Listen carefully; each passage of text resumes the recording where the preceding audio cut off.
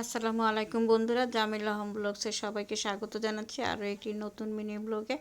তো দেখেন, এইটা একটা নতুন এরিয়া। এইখানে আসলে থাকে নাহিদ ইসলাম ফাহিমের মা।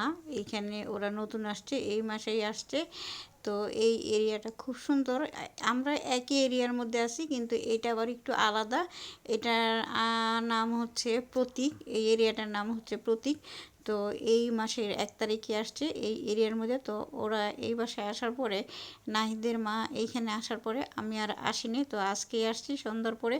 তো এখানে লাইটগুলি দেখেন অটোমেটিকলি জ্বলতেছে, নিভতেছে, বিভিন্ন কালার হচ্ছে।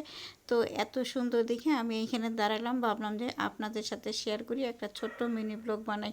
তো সেই জন্য এখানে কিছু সময় দাঁড়াইলাম, দাঁড়ানোর পরে তো আপনাদের জন্য ব্লগটা বানাচ্ছি। তো এইখানে একটা বিড়াল অনেকক্ষণ যাবৎ ম্যাও করতেছে আমার দেখে। তো বিড়ালটা আসলে অনেক ক্ষুধার্ত। আমি ওর সঙ্গে কথা বললাম, ও আমার কথা জবাব দিতেছে। ও অনেক ক্ষুধার্ত। ও আসলে এইখানে তো খাবার দেওয়ার মতো কিচ্ছু নাই, কারণ এই এরিয়াটা অনেক সুন্দর। যাই হোক, আমরা ওইখান থেকে ফিরে আসলাম। তো ফিরে আসার পরে এখানে আমরা রাস্তায় দাঁড়িয়ে ঝালমুড়ি নিচ্ছি, স্বামী স্ত্রী দুজনে। আমি এবং আমার হাজব্যান্ড দুজনে গেছিলাম নাহিদের মায়ের বাসায়। তো যাই হোক, আমরা ঝালমুড়ি নিচ্ছি দুজনেই। কী খাবো কী খাবো, ভাবলাম ঝালমুড়ি খাই রাস্তায় দাঁড়াইয়া। তো দুজনেই ঝালমুড়ি নিলাম। তো ঝালমুড়িটা কিন্তু অনেক মজার ছিল আসলে।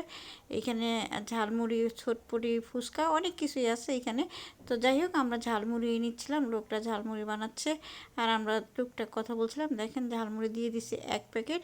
এটার মধ্যে ঝাল একটু কম আছে। লোকটা বললো যে এটার মধ্যে ঝাল কম, মানে এটা আমার জন্য বানাইছে।